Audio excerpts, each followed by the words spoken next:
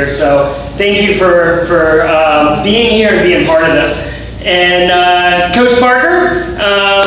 Parker has been here several years. He's been an awesome just blessing to our team here. And we are so excited about his position now as the director of our adult coaching and direct leadership over the adult group program as well. And so we're really excited about some things that he's going to share also. I'm going to start out by going through some vision, some big picture stuff, and lay that down. And then from there, Parker's going to get into some of the nuts and bolts of training plans and training races and all of that. Okay? Sound good? Anybody have any questions before we get rolling?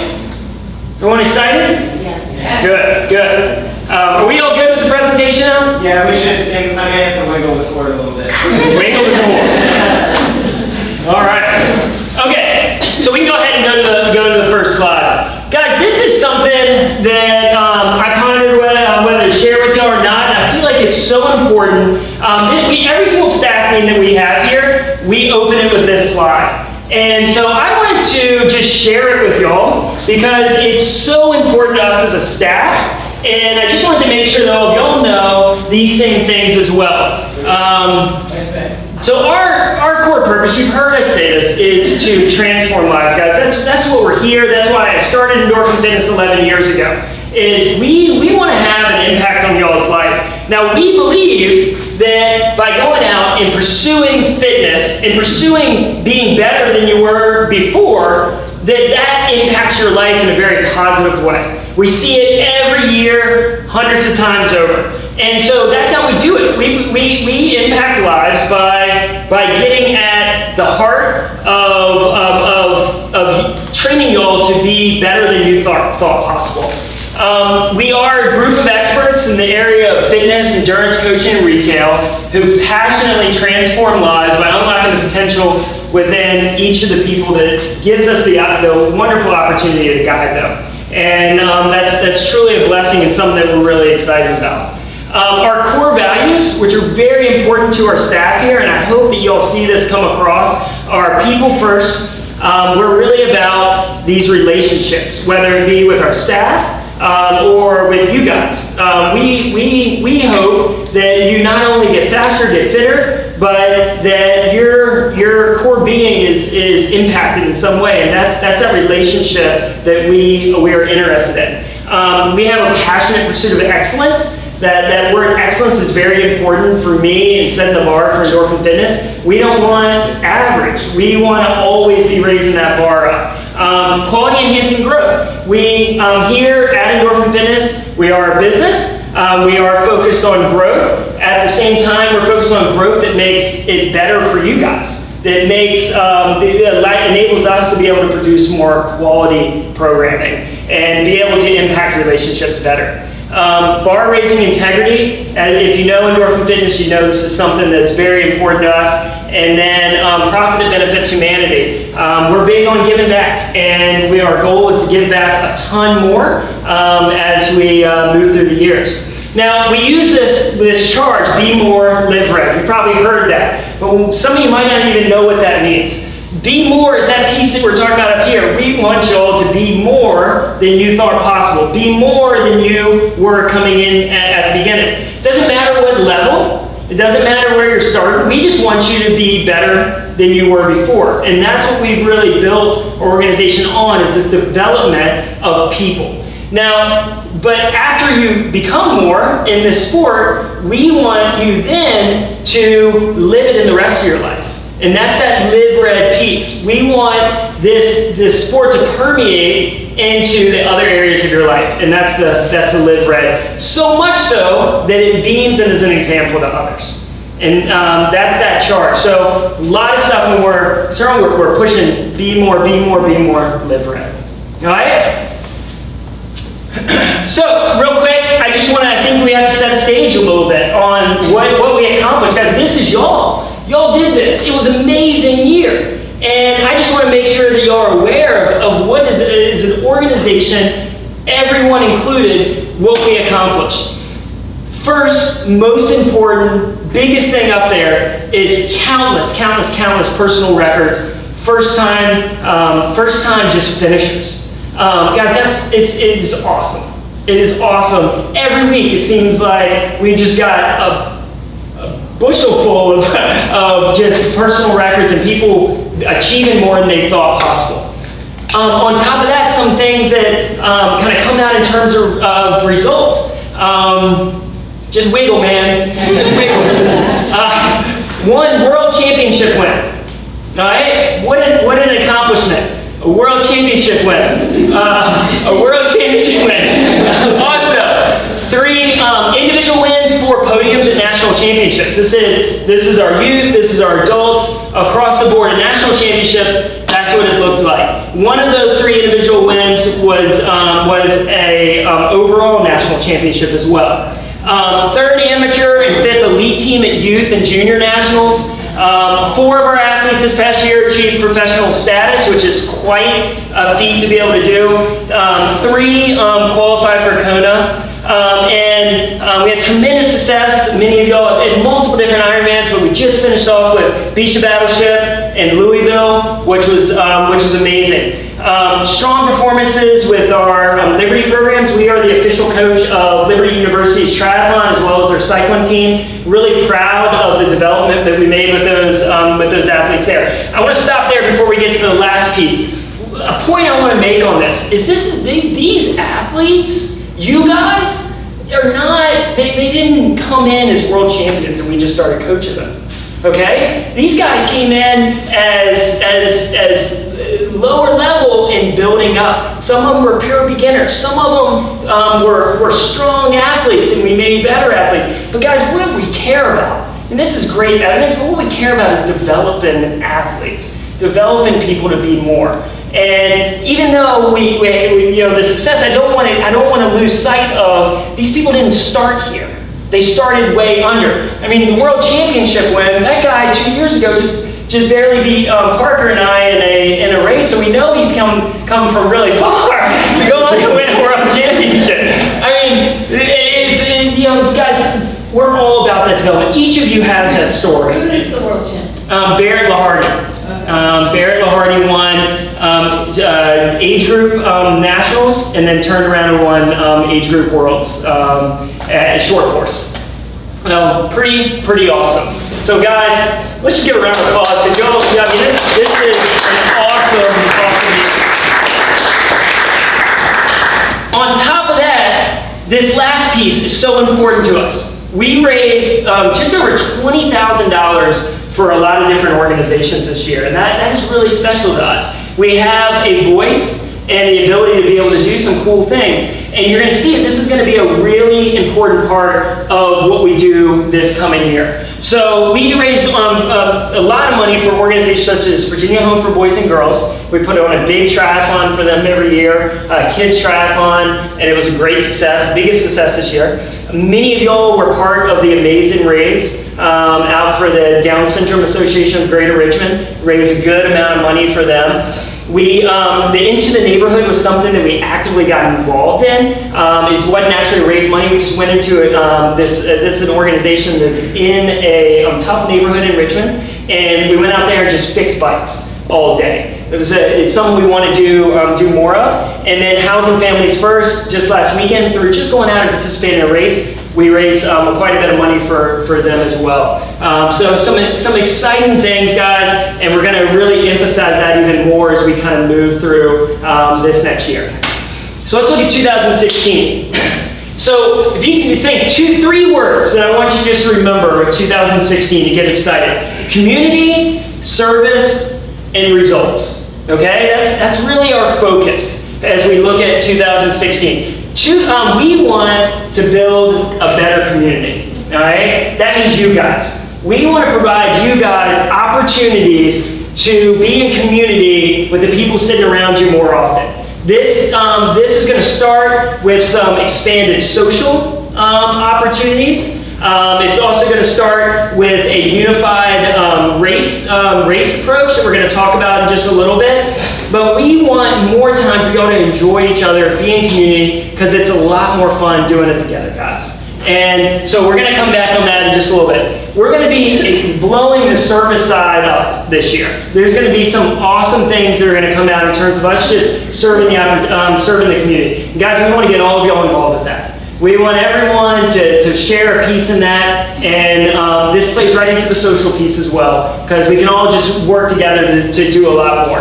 And then results. Our athletes are going to continue to blow people's minds. We're going to blow y'all's minds in terms of what you're capable of, and that will also be a big piece of Endorphin Fitness. Now, how are we going to do this? And this is really the pieces that I'm going to start to set up in just a moment, and then I'm going to hand over to Parker to talk about some of the details of. But a unified race schedule, we'll talk about that. Exciting social calendar, impactful service opportunities, and unparalleled coaching. Okay, this is what we're going to be about this year, and I think you're going to be really excited about it. Let's go learn about this unified race schedule. Okay, what we want to do is we want to try to really be very selective with the races that we choose as team races this year. What we found over the last couple years is we had a lot of team races with a little bit of participation in each one. Our goal is to streamline that.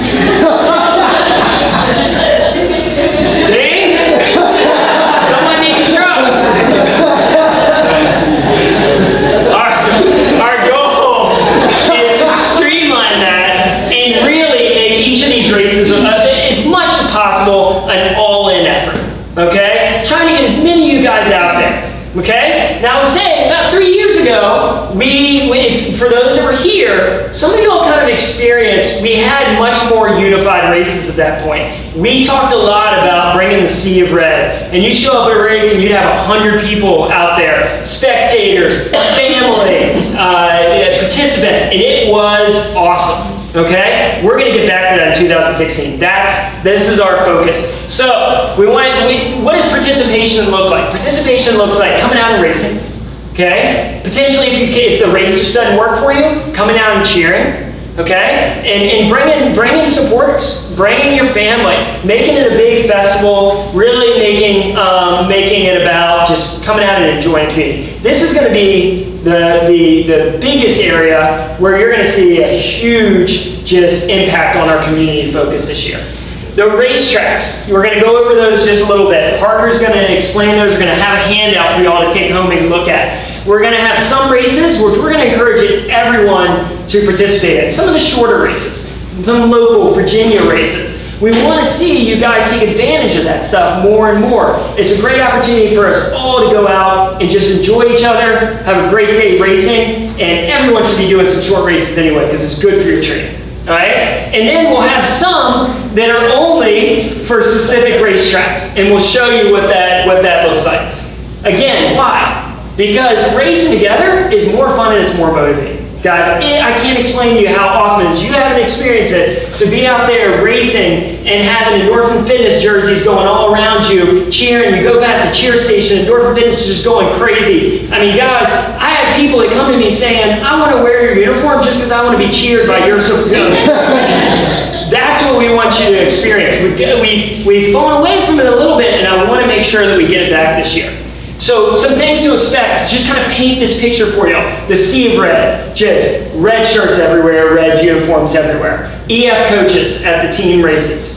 All right, tons of teammates, family at these team races. A team tent, we're going to blow our team tent up this year. We're going to have some food under it. We're going to have some coffee under it is our plan. We're going to have some cheering materials under it. Just tons of stuff just to support you guys and support our community that we have. We're at our biggest races, we're going to try to set up some, if they'll allow us to, some cheer stations. Most of the races, are fine with that. There'll be some that might have trouble with that, but most of them will be able to set up a cheer station, maybe at an aid station. You'll see the big EF tent. You'll be able to run through that sea of red out there and be supported. And then just an opportunity to race. Everyone's sitting around waiting for awards. We want to have some games. We want to have some food. Just everyone just hang out, get an opportunity just to hang out and relax. Get to know each other. All right? So hopefully that's exciting to you, and Parker will talk a little bit more about what that looks like. Okay, exciting social calendar. So one of the pieces of that is the races, but we want to go even beyond that. Okay? So see the red at races, but also also, we're talking about some really cool social activities just to kind of get you guys together outside of just training. So about every 6 to 8 weeks, we want to have some type of social event.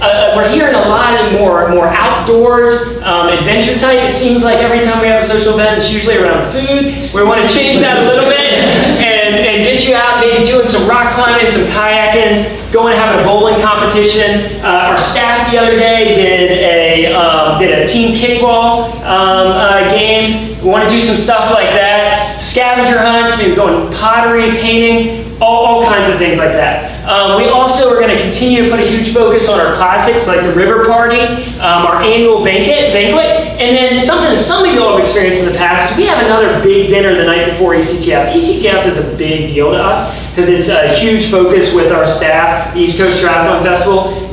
It's the coolest race in the world, so y'all need to come out and experience just for that. But the night before, we have this big celebration dinner. And we just hope that y'all will come out and just enjoy it. Again, we have people coming from over 40 states to race in that race. And so it's an awesome just experience. And we'd love for y'all to join and all the people that come out and have enjoy a meal from around the country that night before that race.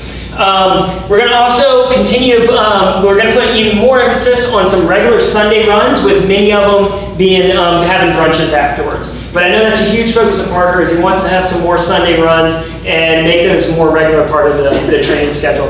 Again, it's just a great opportunity just to kind of get together and enjoy training with each other.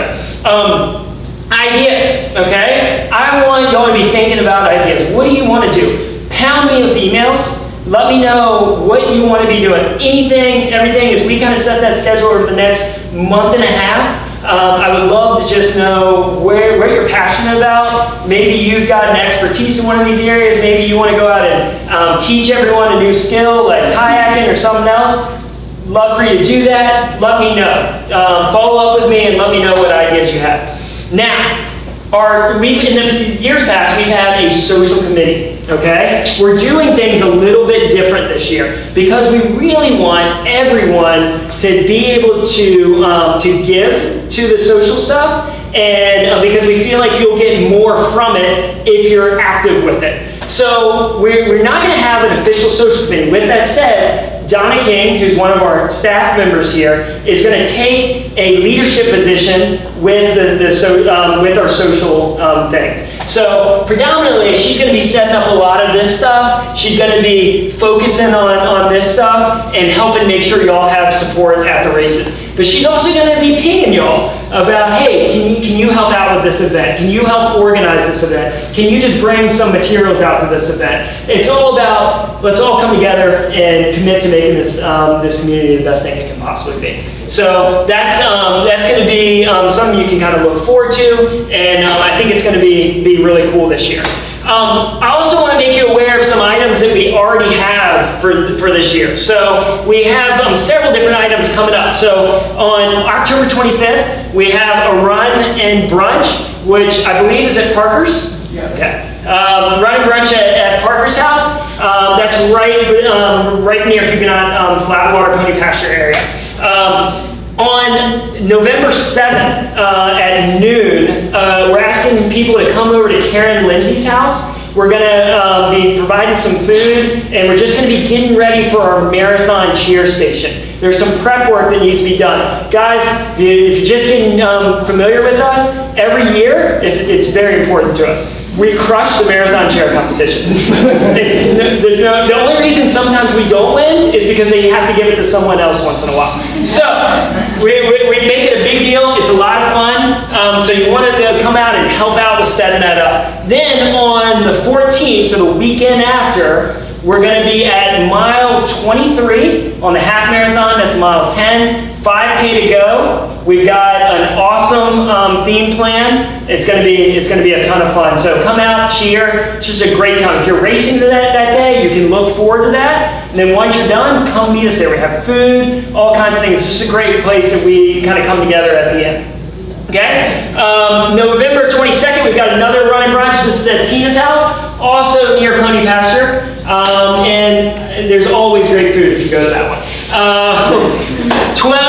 December 5th, about 4 years ago, I think, we did the Christmas parade, and we had a float in the Christmas parade. We're doing it again, and it's going to be awesome. We always have one of the most unique floats. We had this whole theme of reindeer training. In the back of Parker's truck, there's going to be Santa kind of barking out the orders.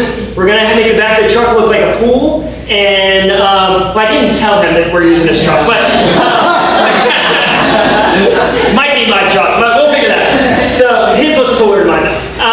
The back of the truck's going to look like a pool, so we're going to have guys in wetsuits in the back of the truck. We're going to be pulling a flatbed trailer with 7 different reindeer on trainers riding, and pulling along the chief elf, which several years ago was Charlene, and a Santa sleigh. And then we'll have other people walking around behind it. Guys, it'll be a lot of fun. It's just a cool thing for our community to do. It's a really exciting, fun day. So hopefully y'all can make that. And then December 17th, we're going to have a lights run. We meet here. It's a Thursday, I believe is when we do it. We have a course set to go look at all the tacky light houses in the immediate area, which we have a lot of. And then we have a cookie bake-off competition afterwards. So you come back, eat some cookies, hang out, have a good time. December 20th is Run Brunch. Where is that, Carol?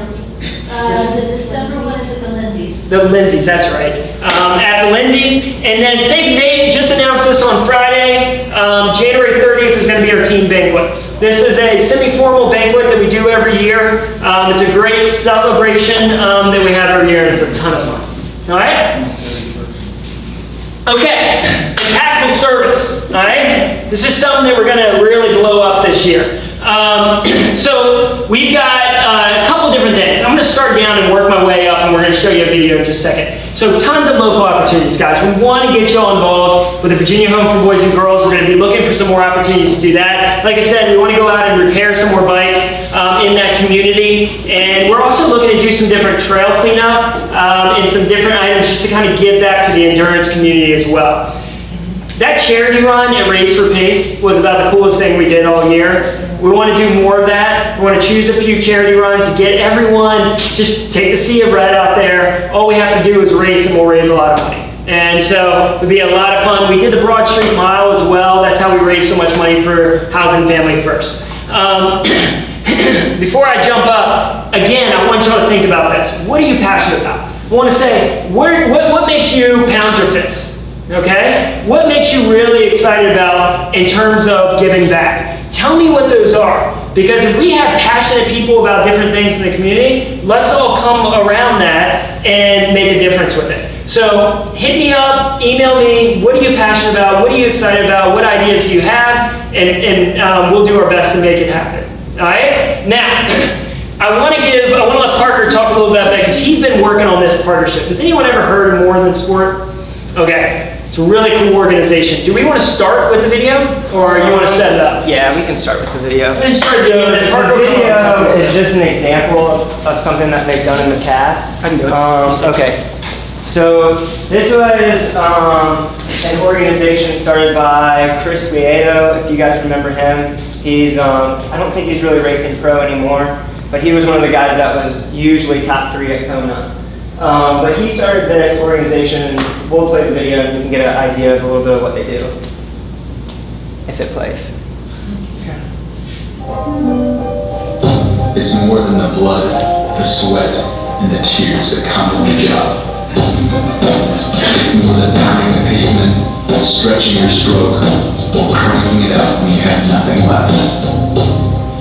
With the world as an audience, athletes have the power to create change, to get back to the communities they race in, and inspire others to do so.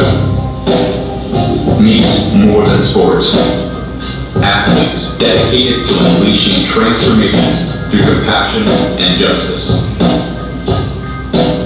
Our initiatives center around global sporting events, harnessing the power of international icons and athletic champions.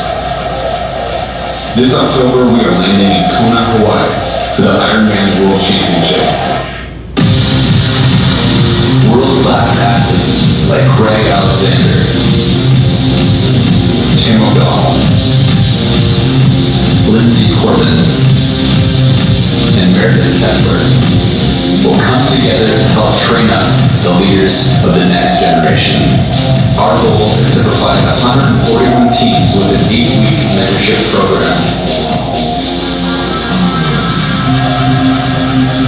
Whether you're racing, supporting, spectating, or sitting at home, you can make a difference. So join us to be a part of the team at morethesport.org.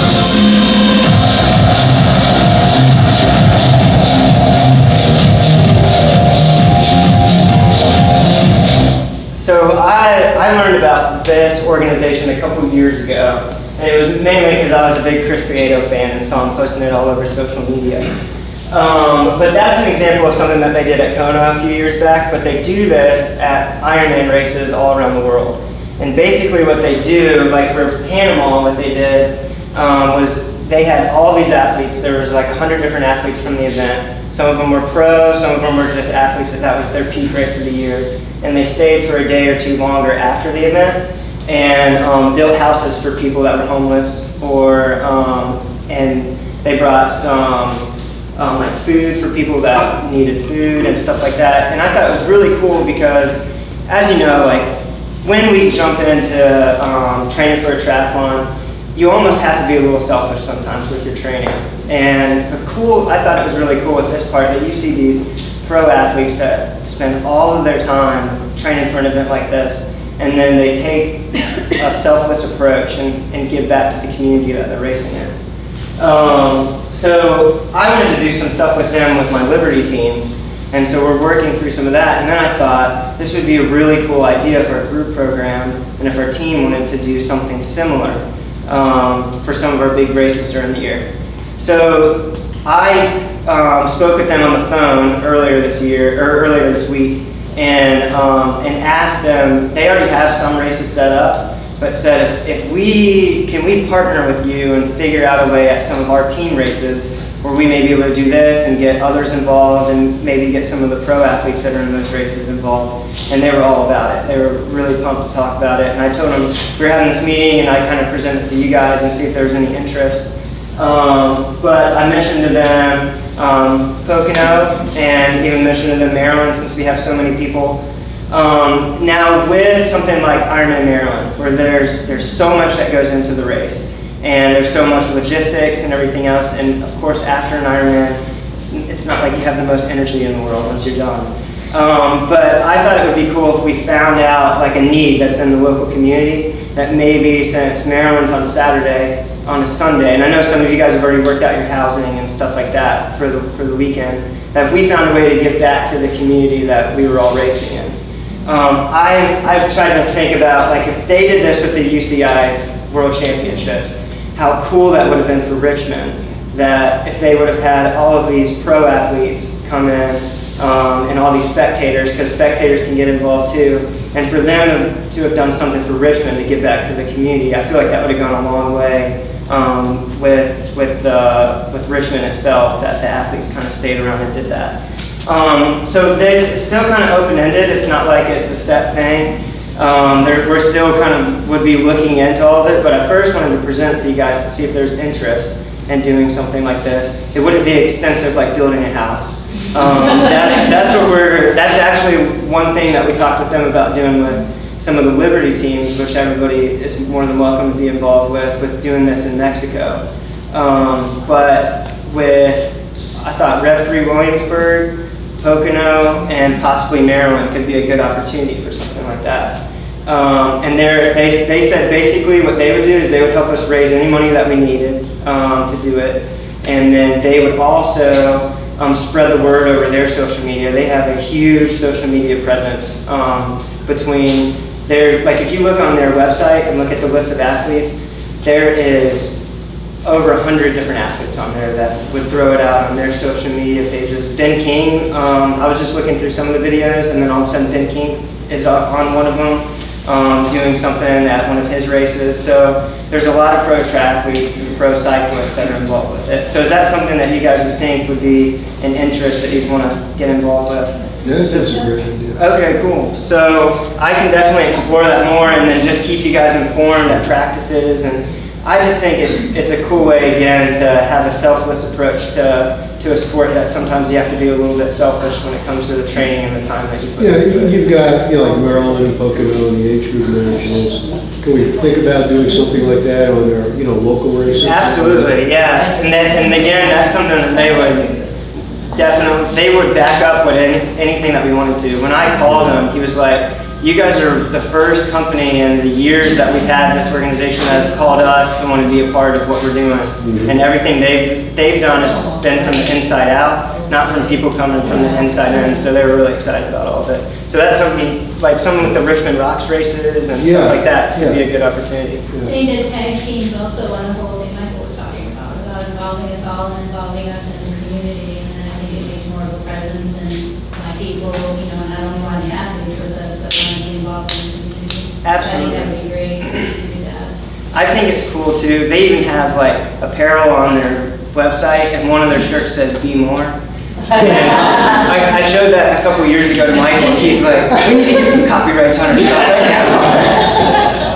But I thought it was cool that they even have some videos that are like, "This is how we are being more," and I'm like, okay, that's cool. That kind of vision is really similar. So I can definitely look more into that and keep going from there. Is this? Yeah, that's me. So That's you. Hey, I got one more slide. Yeah. I'm going to hand this thing over. Thank you for being patient with me, guys. So we're going to, like I said, for the last piece of how we're going to reach those three key words that we're going to do is to continue to provide unparalleled coaching. Guys, these are the things that just make us special, things that we will continue to commit to in y'all's training, being the experts. It's something that we're constantly driving to get more information, making sure that we're always on the top of the field. Y'all don't know that we just created a whole academy for training all of our coaches that all of our coaches have to go through. It's about a 36 or 48 hour education process that our coaches have to go through to know that so they have all the information on how to help you all the best. Our attention to detail is really what has always made us what we are. We don't just take anything lightly. Everything brings a lot of attention, and that comes to our response time, which is just a staple of what we do at Endorphin Fitness. We're relationship driven. Hopefully many of y'all read my blog post on that just a couple weeks ago. I've written on it a couple times. It's so important. It's what we talk about with all of our coaches. We ask our coaches what makes us special. It's that we care about relationships, guys. And that's not a marketing point or anything else. That's because that's why we do what we do. We do it because we want to be in a relationship with you guys that teaches you to be more. That's what we're about. And we're development focused. I think we're not going to use the iPad for this. So we are development focused. Like I made that point.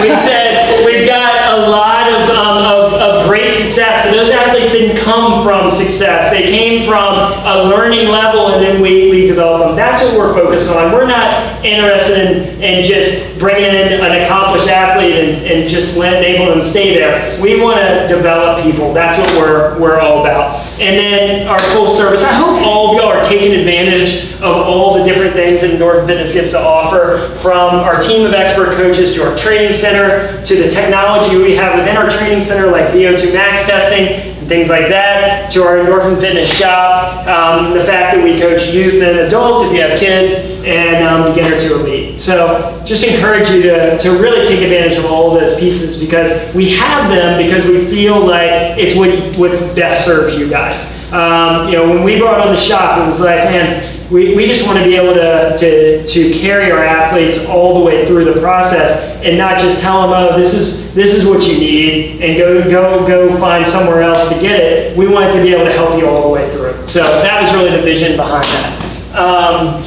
Parker, we'll go ahead and go to the next one, and this one. All right. You're gonna have to stand. Yeah. One thing that I wanted to say to start out with is I appreciate how welcoming a lot of you guys have been with me stepping into this role. I know sometimes change isn't always the most fun thing, but I think it's been really good, and I've really enjoyed myself so far. And then, and we've had a really good time planning out 2016, and we're really excited about it. So I'm hoping that the changes that I'm going to kind of talk about here will get you excited as well. Part of our job as coaches is to look back over the years and see what's been really successful and what do we want to make better? What do we want to improve? So when we look back, cycling performances has been great. You guys, when you look at how much power improvement and look at power numbers over the time and where you guys have been throughout your racing progression to the bike performances and everything else, it's been great. Some of you guys have done a really good job at nailing the run, but in general, we've looked back and seen that our athletes have struggled a little bit with running off the bike and being able to finish the race strong. So with that said, I've told you guys at practices that we're still going to move inside and do cycling training on Tuesdays and Thursdays. But one thing we want to focus on as well is quality runs off the bike. So my goal for you guys going into the season is to be able to run off the bike and feel stronger than you ever have. The way that we're going to do that is also by prioritizing strength. Okay, and that is not, I hardly ever see any guys in strength class. And we want to get everybody involved with that. And that's why strength is important with injury prevention. It's also important for performance, especially when it comes to running. So one reason why you see more injuries with running is because if you kind of break things down, swimming is negative weight bearing because the water kind of takes some of the weight off. If you're seated on your bike, cycling is non-weight bearing, and then you multiply your body weight by 4, and that's how your body feels when you run. So there's a lot more chance of injury when it comes to running. Strength training, making sure that you are, that everything, all your muscles are working like the way we want to. The proper muscles are being engaged is really important when it comes to your run performance. So that's why strength is such an important thing. We don't want you to be focused on swim, bike, and run, and then if I have time, I'll do strength. It needs to be swim, bike, run, and strength. So that's why on Tuesdays, we are going to go straight from the bike, straight back to the gym. There's no run off the bike on Tuesdays. And we want everybody to get involved on that. What I'm going to be focusing on at first is a lot of technique. There's going to be some circuits and stuff too, so that you're still getting a good workout in. But I'm going to teach you a couple different lifts and some things that when we've gone back and done some research, that certain strength training moves that have a big impact on your performance. And then on Thursdays, we're going to have a quality run off the bike. At first, it's going to be easy runs just off the bike, just because you don't want to go too much intensity too soon in the year, because we don't want you to peak early, and we want to start a good progression into everything. But eventually, those will turn into zone 3 and zone 4 efforts off the bike. And then on the weekends, for your long run, and this is something that Michael touched on a little bit, is as long as I haven't been here, we haven't really had a group long run. We've had groups get together for a long run, but not a time that says, hey, if you want, like we have for cycling, we're like, hey, this shop's going to be open at this time for you to get your workout in. This is when we're meeting. We haven't really done that with the long run. So I want to play around with some times and get some feedback from you guys on what that may look like on a Sunday. And whether even if that's at St. Catherine's where we're running before, and then we can still do Peluso, and I'll talk a little bit more Peluso after this, but we have a way to work that out to where it's not as crazy as when you jump into a Peluso workout and you feel like the last thing you want to do is go for a run. With those long runs, something that has worked really well for the athletes that I coach, and same thing, I mean, I got this from Michael and learned from him, is progression runs as your long run. And that's where you're starting out easy in that zone 1-2, and then it progresses to zone 3, then progresses to zone 4, and then finishes going pretty much as hard as you can finish for just a couple minutes. You can get so much more out of a long run that way than if you were to just go out and run for 2 hours easy.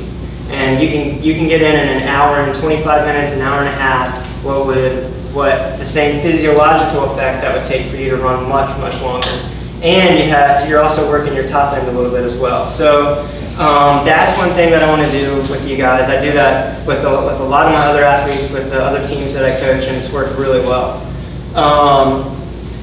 When it goes down to better communication with Peluso Open Water, that was a big goal of mine coming into this because, as you guys know, sometimes when we're working hard on Tuesdays and then you come in and you work hard again on the bike on Thursdays, you may have just done a crazy kick set on Wednesdays and then try to get on the bike and do something that you're still feeling from Peluso the day before. So Jay and I actually met and had a meeting together, and the whole purpose of the meeting was for our 2 programs, because they are our program. Peluso is the swim component to our program, for us to make sure that both of us are in line with exactly what we're trying to accomplish. And Jay was really excited about all of it. He said that one thing that he had never really known before is what our team races were, and we'll talk more about that, but and what he would needed to taper people for. So some of you guys would go in, even for those that did Louisville, and the workout may have not been 100% appropriate for what you did. If you communicate with the coach, they were happy to manipulate things around. But he said what he's happy to do is to say, here's the workout for people who aren't with Endorphin, but Endorphin's racing this weekend. Here's the workout from the Endorphin crew. And it'd be a similar workout, but even just a little bit different, which I think is really cool. And so after we talk about our team races, then I'm going to communicate with him with that, and he's going to make sure that his coaches and his program is kind of built around that as well.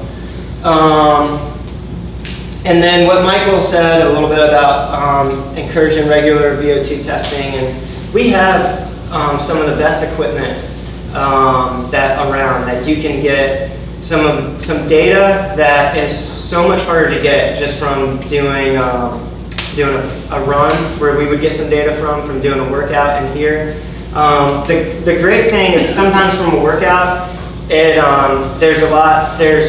we do our best to guess exactly what your zones and everything else should be. From a VO2 test, it pretty much lays it out. It tells us exactly where you are anaerobically versus aerobically, what you need to focus on to get to another level. And so there's some things that if you guys took advantage of that, it would allow me to manipulate things around a little bit more for you and say, even though this is kind of where the progression is right now, we may need to change things up a little bit for you to help you reach a different level. And I'm happy to explain that a little bit more. All right, so we're going to go on to the next slide before I pass this out. Like Michael said, we had, in the past years, when it's come to team races, we've had a team race where there's been 3 people that show up to it. And we've all been kind of scattered around, and to Jay's point was that we had a ton of team races, so it's hard for him to taper his program down for team races when there's part of our group's doing this, part of our group is split doing this. And our goal is for you guys to do races that you want to do.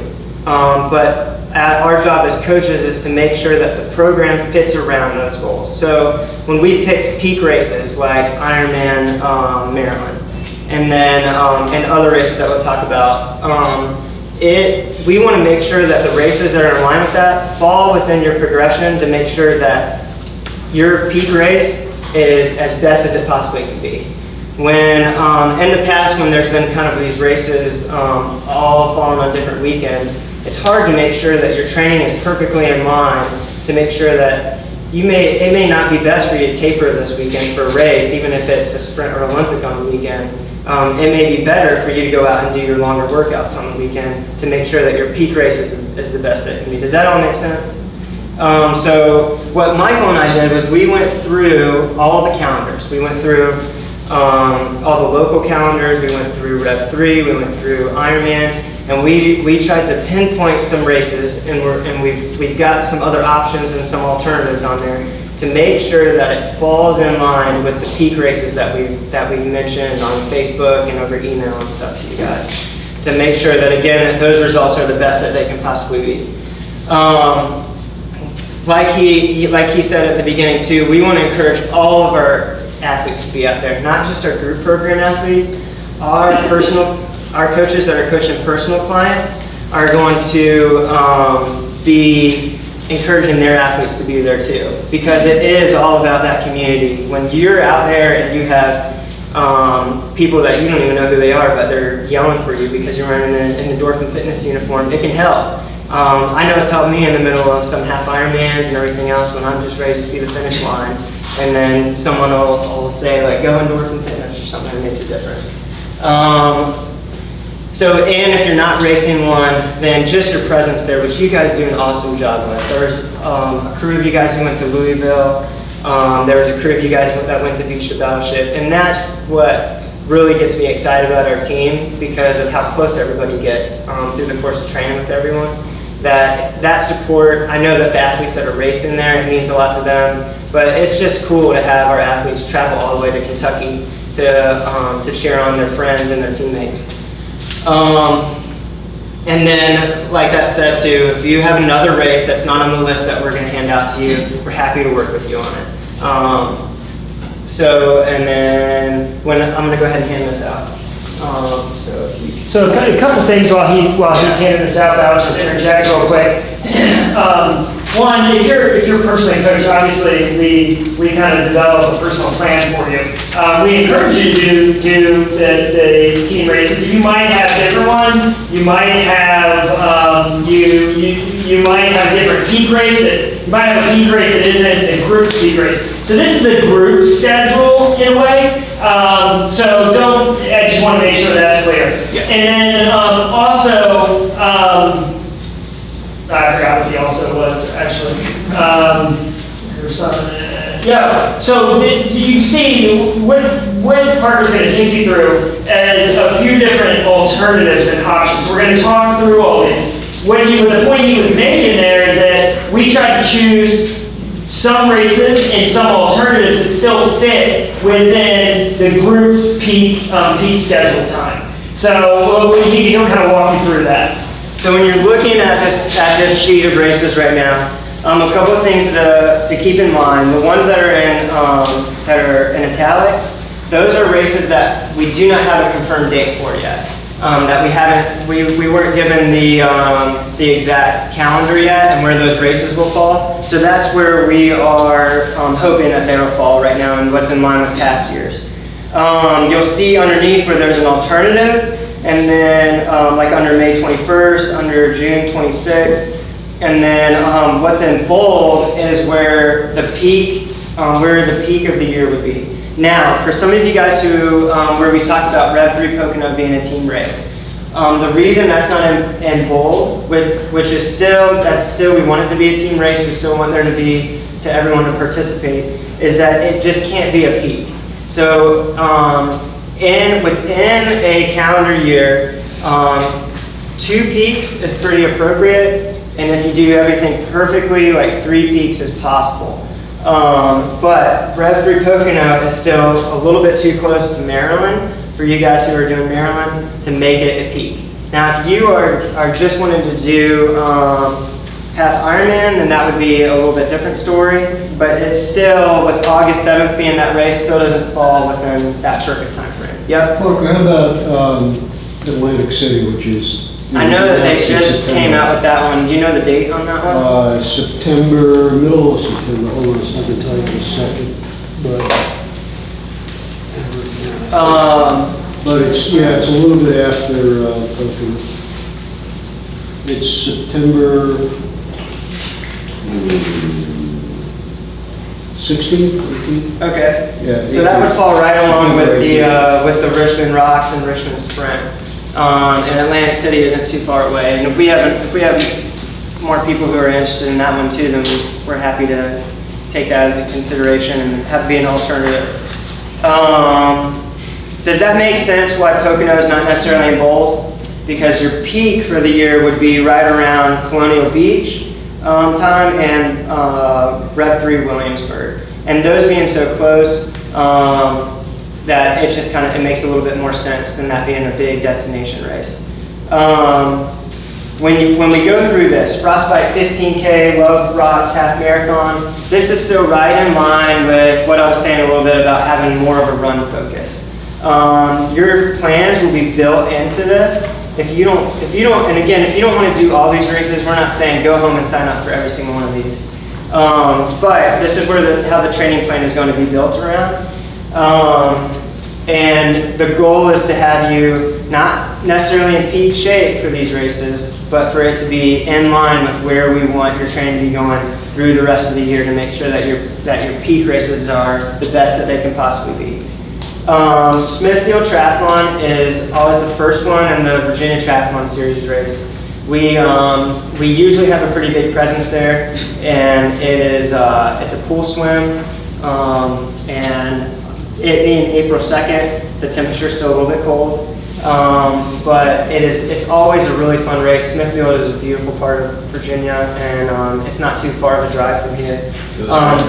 What was that? The sprint distance? Yeah, it's a sprint distance. So it's a 300-meter swim, 10-mile bike, I believe, and then a 5K.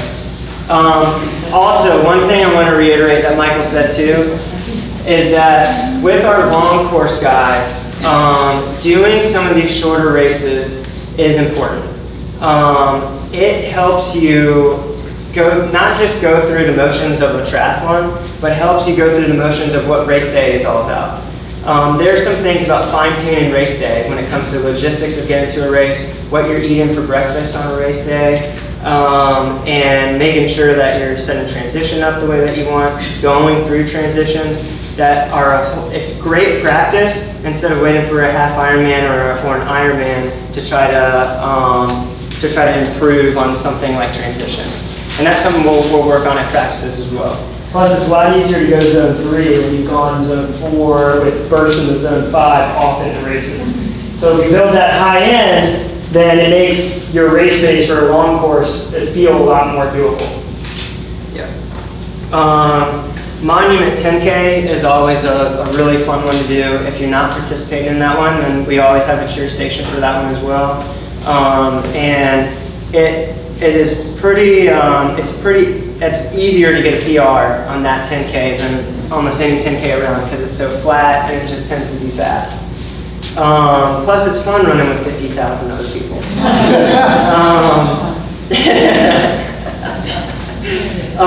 So moving down, you'll see RTC Sprint and the East Coast Triathlon Festival are back to back.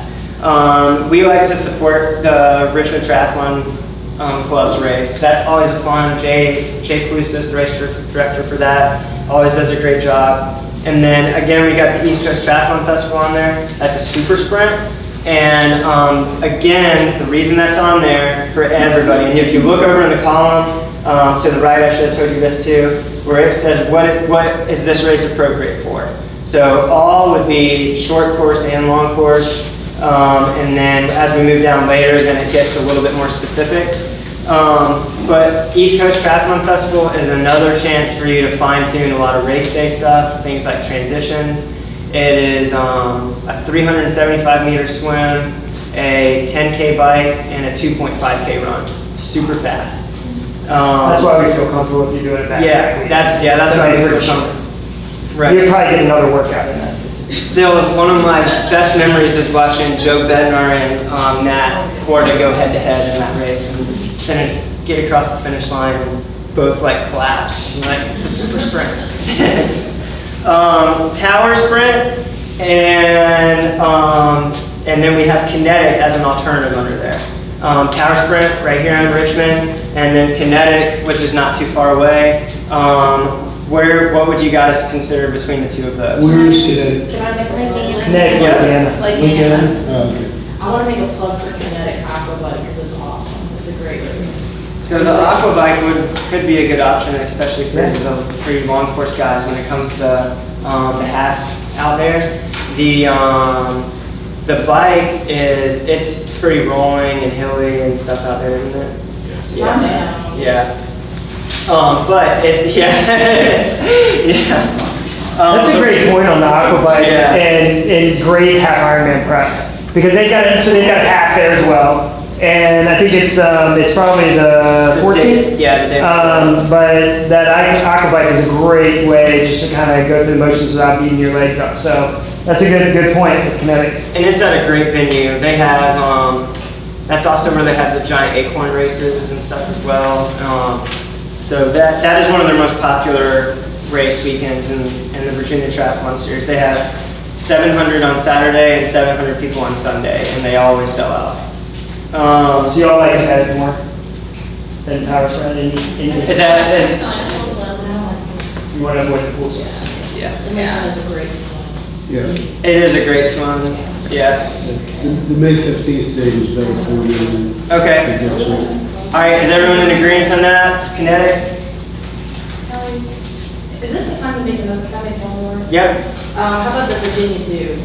Yeah, do you remember what weekend that is? They haven't announced it yet, and we're just worried that It's usually the same time as Smithfield. yeah, it's, Same weekend. we'd like for people to be able to go through the motions once on a full try, is why we're getting away from it. Okay. But they haven't announced it yet. They haven't even mentioned of the date, even if they're going to have it yet. The Tavern is always a super popular one for everybody. The alternative to that is the Jamestown Olympic. That is also a great race. That's the same course as, or the same venue that they had the Patriots races at. So the swim is always a little tricky there down in Williamsburg, but it's still between the bike course and the run course. That's a great race. So between those two, does anybody have a strong opinion? I think, Parker, if you're gonna eliminate the power swim triathlon, then from the standpoint of community and your presence and being in Richmond, I think that the Tavern needs to be something to consider from that standpoint. Yeah. I mean, I know you're looking at it also from the standpoint, it goes back for the athlete. Yep. But if you're gonna kind of put the whole thing together, maybe factor that in. Yeah. Tavern has a long bike, 18 miles, so it's a little bit longer than the traditional spread. It's usually one of our highest participation races in the past, so I'm kind of inclined to go that route for that reason. Y'all always, it's been one of y'all's favorite races for us. Colonial Beach Sprint and Colonial Beach Olympic. Those would be peak races for the sprint and the Olympic athletes. Those are not too far away. They always have a great presence at those two. Those races always sell out. That's why we have those there. And then Rev 3 Williamsburg, a lot of you guys have done this in the past. It's a completely different course this year. So they, Cold, because it's really hot. yeah, no. So that is a pretty hot time of year. I think they've changed that course multiple times. They changed it from the year it was before, and now they've changed it again. It's at a new swim venue, so it's not at the same. It's not even at the same swim course. Yes. Yeah. See, I should know this, but does anybody know, do they have an Olympic and a sprint that same weekend? They usually have an Olympic there. Yeah. Are they doing it again this year? Because I haven't. If that was the case, I mean, I would like for us all to be in one venue, but it made more sense to go there and do the sprint and Olympic if they have it. Anybody? I don't know if you're sprint, I was looking. What'd you say? The little Yeah, the Olympic. line just the other day, and I saw Olympic and Okay. Okay. I mean, even that could work because you do have a sprint on June 26th, so we can almost, sorry to interject. No, it's okay. I didn't even think about that there's probably an Olympic there. I also will say that after talking to Jay, I talked to him a little bit about Rev 3's gone from Rev 3 to Challenge back to Rev 3, and it's really exciting what they're doing with everything there. If you look at their website, they've got a new website and a lot of really cool stuff on there. They also, I know that a couple years back, stuff like the bag drop off and stuff like that was a big issue. They've really done a good job at looking at things that need to be improved upon. One reason why they moved to a different swim venue is so that it's not two transition areas, which takes a lot of the logistics away. And that's why we picked that one as well. Because as far as big races go, that's a big race that they're hoping to get a couple thousand people at, and it's close. You don't have to get a hotel if you don't want one, and it's nice and close by.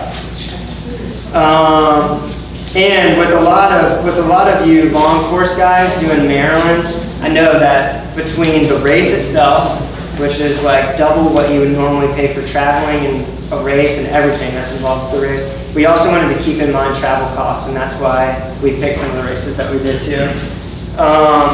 Culpeper Sprint and an Olympic for the sprint and the Olympic athletes only. Again, that's not too far from here. Good. Very hilly course. Rev 3 Pocono, like that we decided for the team, have really excited about that. That is in a really cool part of the country. And Jay was telling me a little bit about that race itself too. It's going to be a really cool event. And with it being so close to, it's a 5-hour drive. That's one reason why I think you guys wanted to pick that one as the team had. So even though it's not a peak race, it's still really important there on the schedule to go through the motions before going to something like Maryland. For the sprint and Olympic athletes, or for those who don't want to do Rev 3 Pocono, Age Group Nationals is also that next weekend. We have had a decent amount of team participants out there before. We have a lot of personally coached athletes that go out there. If you are even inclined just a little bit to do that, I would encourage it. Where is it? It is in Omaha, Nebraska this year. Which one thing I've learned about races is that when sometimes you hear the venue, you're like, well, what is in Omaha, Nebraska? That is ideal for a triathlon. I just did the World Championships in Chicago, and the logistics and everything else, but behind a big city, it's just so much easier when you can get a hotel that's like right there next to the venue, and you're not have to deal with traffic. Age Group Nationals is always one of my favorite events of the whole year. It is really cool to be able to race against thousands of other people in your age group, and it's usually the biggest race that I've ever been to. There's over 5,000 people in it, and they do a really good job with the logistics of everything and making sure the waves have enough time between them. But if you even have a slight desire to do that, I would encourage you to do it, just for the experience. Now you do have to finish a race in the top 10% of your age group to qualify for the Olympic, but anybody can do the sprint, and the sprint itself is really cool. And then, Is that something that we want to make a team race? Like, are a lot of people interested in I've heard in the past when it's kind of exciting when you get an email that's saying, hey, you qualified for Age Group Nationals. And I've heard some people say, I'm considering it, but again, it's totally up to you guys. Is that something, like Michael said, that people would consider doing? I would. How far away from Nebraska? What'd you say? Plane ride. Yeah. It's kind of like middle of the country, so. 20-hour drive. Yeah. Oh, there you go. So it would be playing.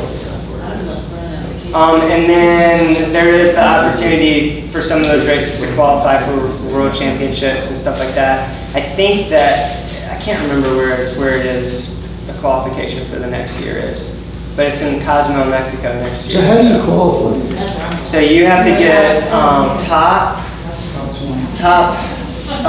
20 in your age group, and then it rolls down to 25. If there's people that haven't taken it, it usually always rolls down to 25 too.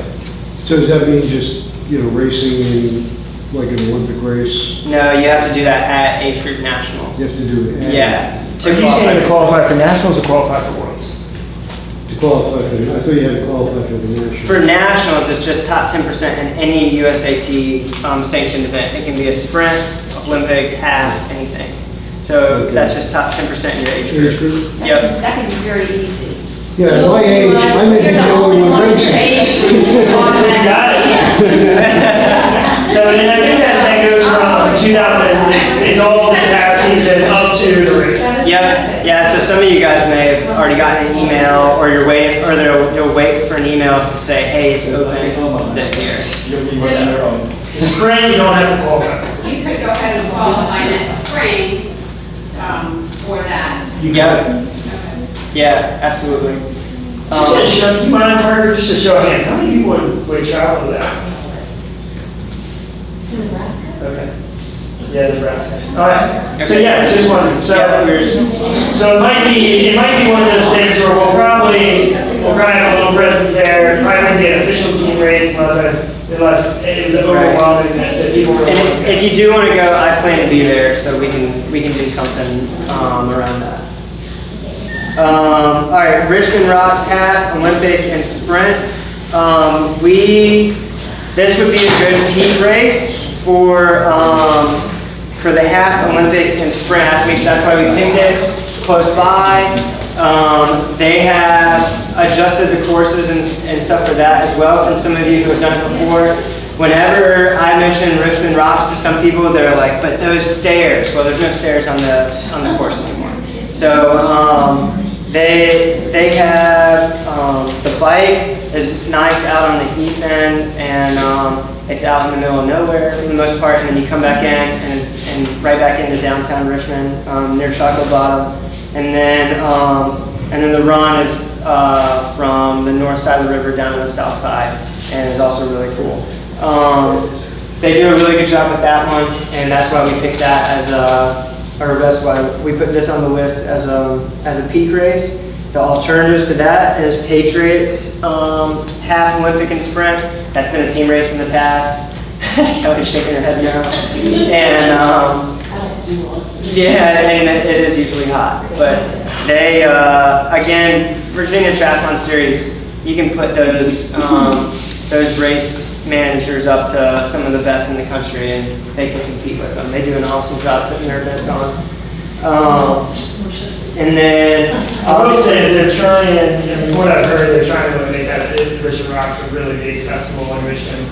So it should be pretty well done. They told me that they think that the date will be around then. It hasn't been confirmed yet. But any thoughts there about those two? Patriots, Richmond Rocks? all right, and then Richmond Rocks probably works a little bit better in terms of timing. It's a weekend later. Okay, all right. all right, Ironman Maryland. We are really excited about. Right now, I think we have 20 people. I went back through the list that are signed up for it. So that's going to be one heck of a party there. It's awesome. I'm really excited about a lot of you guys who this is your first Ironman. We will make sure that we do everything possible for you to have the best experience with it. And we're excited about it being closer by, and just the experience that people had. We had John Bates did it this year, and he had nothing but great things to say about it. So I'm pumped for you guys, so I'm happy to be a part of it and real excited. And then we always put Richmond Marathon half and 8K on there, just because that's such a big event here in Richmond. Thoughts on this? Does everyone agree that with this kind of these races falling in line with the peak races that you guys have chosen and the reason behind all of it? Does that make sense? And everyone good with this? Cool. So just to recap real quick, so we'll go kinetic sprint or aquabike half instead of power sprint. We'll do the Tavern instead of Jamestown. We'll do Red 3. I want to look at maybe just doing Red 3 because I forgot that there was an Olympic there. And you guys that are doing the sprint can do the Olympic aquabike, which would be kind of cool. And then Culpeper, Red 3. So Culpeper, the sprint and Olympic guys do that. The next weekend is Red 3 broken. So we wouldn't want to do both. So that's why we're kind of split the team there. And then Richmond Rocks from there. So cool. I think that works great. Yeah. Exciting. Well, and then also, if you guys ever have any questions about your training, any questions about races, and you just need to reach out to us, don't ever hesitate to text, email, or call. That's what we're here for, and we're here to make sure you guys have the best experience you can at your races. So thanks for bearing with us for the time, and I think we've missed it right now. Yeah, let me kind of close out. Let's, Parker, fantastic job. You're just putting a lot of this together. Let's give him a round of applause.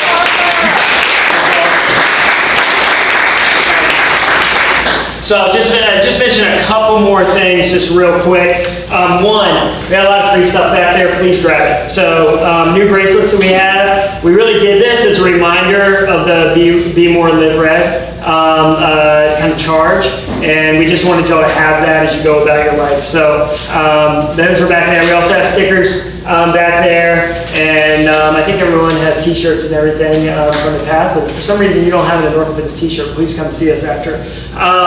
Also, we are about to open up a team. We worked out a deal with both Power Tap and Court to do a team power meter discount. So it'll be they're going to offer a special discount to our team.